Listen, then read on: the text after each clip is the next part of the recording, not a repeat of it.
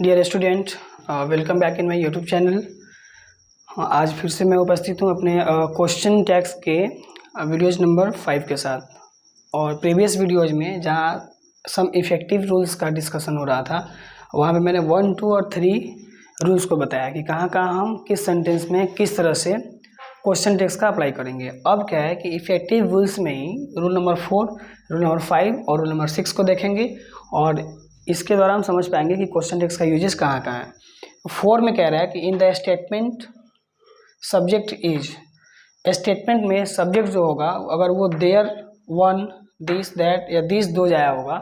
तो उस स्टेटमेंट में इन आए हुए वर्ड को समझने के बाद क्वेश्चन टैग्स सीधे देयर, वन, इट और दे से बनेगा। जैसे एग्जांपल से समझते हैं लोग, there is beauty, one can not do this, this that, दोनों में से कोई भी, whatever, this is mine और दिस दोज में से कोई भी, दीज आर हिज काउंस और काउज। इसमें क्या है कि जैसे ही हमें पहले देयर दिख रहा है, फिर वन दिख रहा है, दिस दैट में से कोई भी और दिस दोज में से कोई भी,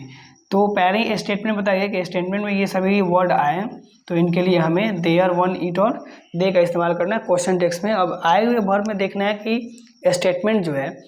स्टेटमेंट जो वर्ब को लेके आया वो निगेटिव सेंस के साथ लेके आए कि अफर्मेटिव सेंस के साथ लेके आया। तो फर्स्ट में कह रहा है देयर इज ब्यूटी, इसमें तो कहीं नॉट नहीं है, तो आए हुए वर्ब जो इज हैं उस इज को बाहर लेंगे, इसके साथ नॉट लगाएंगे और ये अब देयर का देयर नहीं उतारना है क्योंकि देयर को शो कर रहा है इजंट देयर होगा, ठीक है। फिर क्वेश्चन मार्क।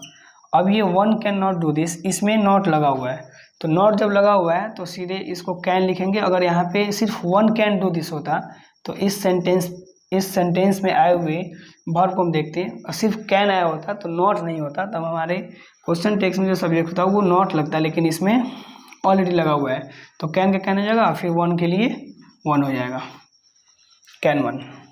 अब दिस दैट दोनों में से किसी एक को चुनते हैं और दिस को ही लेकर पढ़ते हैं, दिस इज माइन, तो दिस इज माइन है तो ये जो इज आया हुआ है वर्ब ये हमारा बाहर निकलेगा और ये स्टेटमेंट निगेटिव फॉर्म में नहीं है तो इसको निगेटिव बना देंगे, इजंट हो गया। और दिस दैट के लिए इट का प्रयोग होगा यहाँ पे, न कि दिस दैट लिखा जाएगा तो इट हो जाएगा, इजंट इट हो गया। उसी तरह दीज और दोज में है, तो दीज आर हिज काउज, तो फिर यहाँ पे जो आर आया हुआ है इस आर को बाहर निकालेंगे, इसमें नॉट सेंस कहीं नहीं है तो नॉट हो जाएगा, आरंट हो जाएगा। और इस दिस दोज के लिए हम यहाँ पे दे अप्लाई करेंगे जैसा कि हमें क्वेश्चन टेक्स्ट के लिए बताया गया। तो वन देयर और वन चेंज नहीं होगा और इट जो है वो दिस दैट के लिए होगा और दिस दोज के लिए दे होगा, यानी कि दिस दे अगर लगा हो स्टेटमेंट में तो हम उसके लिए दे लगाएंगे और दिस दैट लगा हो तो उसके लिए इट लगाएंगे। बाकी जो वर्ब नेगेटिव होगा उसको अफर्मेटिव सेंस में लाएंगे, जो वर्ब अफर्मेटिव होगा उसके साथ नॉट को जोड़ते जाएंगे। ये हमारा इफेक्टिव रूल्स 4 था। फिर 5 नंबर में आते हैं, ये कह रहा है in the statement subject is, अगर स्टेटमेंट में सब्जेक्ट के रूप में no one, anyone, someone, everyone, everybody, somebody and nobody, अगर इस तरह का स्टेटमेंट हो और स्टेटमेंट की शुरुआत इन सभी वर्ड से हो तो फिर क्वेश्चन टेक्स्ट के लिए हम दे का अप्लाई करते हैं। अब क्वेश्चन में देखते, एग्जाम्पल में देखते हैं, जैसे समवन स्टोल माई पेन, तो हमें वर्ब पकड़ना है, तो जो वर्ब है हमारा वो स्टोल है, तो स्टोल वर्ब है तो स्टोल के लिए हम क्या करते हैं, डिड लगाते हैं। इस स्टेटमेंट में देखेंगे नॉट कहीं लगाएगा नहीं, नॉट जब नहीं लगाए तो इसको नॉट लगाएंगे, डिडंट हो गया। और जो हमारा समवन आया हुआ है तो ये समवन के बदले में हमें क्या लगाना है, क्योंकि यहाँ पे कह रहा है कि जब समवन आया हुआ है तो क्वेश्चन टेक्स्ट दे हो जाएगा, तो डिडंट दे और क्वेश्चन मार्क के साथ फिनिश करेंगे। फिर नोबडी हैज सीन गॉड, तो फिर यहाँ पे हैज आया हुआ है, ठीक है, तो हैज की जगह पे हम लगाएंगे। अब यहाँ पे हैज नॉट नहीं होगा क्योंकि जब नोबडी है तो नोबडी के साथ हैज नहीं, यहाँ पे अब हैव लगाएंगे हम लोग, हैव हो जाएगा इसमें। और ये नोबडी खुद ही निगेटिव सेंस में है तो इसमें नॉट नहीं लगाएंगे और नोबडी के बदले में हमारा दे हो जाएगा, हैव दे होगा। कई बार यहाँ पे हैज लिखा जाता है और हैज नॉट, जो गलत होता है। हैज भले ही वर्ब में आया हुआ है लेकिन जब निगेटिव सेंस है वहाँ पे तो हम हैव ले लेंगे क्योंकि दे लगाना है हमारा। क्वेश्चन टेक्स्ट जब दे है तो दे के साथ हैज हो नहीं सकता है, तो इसीलिए स्टेटमेंट में आए हुए वर्ब को थोड़ा सा रिलैक्स होकर सोचना भी है कि हम जब क्वेश्चन टेक्स्ट में दे रहे हैं तो दे के साथ हमारा हैव होगा, न कि हैज होगा, तो यहाँ पे हैव दे होगा। फिर any one can do this, फिर हमारा कैन वर्ब आ गया तो कैन को बाहर निकालेंगे। ये सेंटेंस जो है इसमें नेगेटिव सेंस नहीं है तो फिर हम यहाँ पे नेगेटिव सेंस के लिए कांट कर देंगे इसको,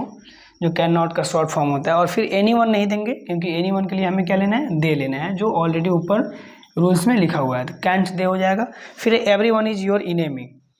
इसमें एवरीवन से शुरुआत है, फिर हमारा इज आया हुआ है, तो यहाँ इज के जगह इज के लिए हम आर लेंगे, और जैसे इसमें नॉट नहीं है वहाँ आरंट होंगे, क्योंकि एवरीवन। अब देखना है कि जैसे वीडियोज 1-2 में बताया गया कि इज जो होता है वो बाहर निकल के इजंट बनता है, क्योंकि इसमें नॉट नहीं है तो इज बाहर निकल जाएगा और निगेटिव सेंस लेंगे, लेकिन नहीं। फिर एवरीवन, एवरीवन मतलब प्रत्येक आदमी, सेंस कहाँ है कि प्रत्येक आदमी कहने का मतलब क्या है कि वहाँ पे एक से ज़्यादा लोग हैं, ये भी देखना है। तो एक से ज़्यादा लोग हैं तो फिर एक से ज़्यादा के लिए इज कैसे लेंगे, वो तो अपना स्टेटमेंट लाया है एवरीबॉडी, एवरीवन या एवरीवन के बारे में कह रहा है तो इज लगा दिया है, वो कंडीशनल सेंटेंस है। लेकिन हमें एवरीवन को समझना होगा कि प्रत्येक आदमी के बारे में बात हो रही है, तो प्रत्येक आदमी मीन्स मोर देन वन, एक से ज़्यादा है, तो इसलिए एवरीवन के लिए इज नहीं, उस इज को आर में बदलेंगे, नॉट नहीं है स्टेटमेंट में, नॉट लगाएंगे, और जो एवरीवन है वो कहता है कि दे में चेंज करेंगे, तो आरंट दे हो जाएगा। और जो 6 नंबर है ठीक यही है, यानी कि हम इसको कह सकते हैं इन द स्टेटमेंट सब्जेक्ट इज। अब यहाँ पे नो वन जो है हट जाएगा,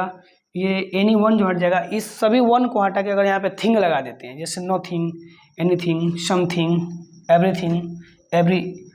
इसके बाद ये समबडी, तो सम थिंग्स, नोथिंग, ये अगर ऐसा लगता है सब में थिंग्स लगा होता है तब बदलता है, जैसे सब में बॉडी, वन और ये सभी लगा हुआ है तो दे बनता है। लेकिन अगर इन्हीं सभी स्टेटमेंट में आए हुए इन सभी वर्ड के साथ अगर थिंग लगा हुआ हो तो क्वेश्चन टेक्स्ट इट हो जाएगा, यानी जहाँ जहाँ हम दे का इस्तेमाल कर रहे थे वहाँ वहाँ हम इट का इस्तेमाल करेंगे। शर्त यही है कि इन सभी के साथ थिंग लगा हुआ हो, बाकी जो विशेष वर्ब के अंतर्गत आए हुए अफर्मेटिव सेंस को निगेटिव और निगेटिव को अफर्मेटिव कर लेते हैं वो कंटिन्यू रहेगा। जैसे 2 एग्जाम्पल है 6 में कि नथिंग कुड बी डन, अब यहाँ जो कुड है इस कुड को बाहर निकालेंगे, ये हमारा सेंटेंस जो है ऑलरेडी नो से है, नथिंग है, तो नथिंग जब है तो इसमें नॉट नहीं जोड़ेंगे, और जब ये नथिंग आया है यहाँ पे भी नथिंग था, नो बॉडी था, तो वहाँ पे जब बॉडी लगा होता दे लगा दिए, लेकिन यहाँ पे थिंग लगा हुआ है तो इट लगा दिए। अगर उधर होता तो कुड दे होता है, यहाँ पे है तो कुड इट हुआ, क्वेश्चन मार्क के साथ फिनिश करेंगे। उसके बाद everything is clear to you, जो ये हमारा इज है, इज बाहर आ जाएगा, इसमें नॉट कहीं नहीं है तो नॉट सेंस लगा देंगे, इजंट हो जाएगा, और एवरीथिंग के बदले में हमें फिर इट लेना है, इजंट इट। ऐसा करके ये हमारा ऑलमोस्ट वीडियोज नंबर 5 हुआ क्वेश्चन टेक्स्ट को लेके। इसके प्रीवियस वीडियोज में वीडियोज नंबर 4 की डिस्कशन हुई थी, तो क्वेश्चन टेक्स्ट को ऐसे समझे, और ऑलमोस्ट एक वीडियोज में और ये ख़त्म होगा। इसके स्पेशल उसके हम बहुत नज़दीक आ गए, करीब आ गए, और इस वीडियोज़ को देखें, समझें, लाइक एंड सब्सक्राइब करें, दोस्तों का शेयर करें। Thank you for watching this videos.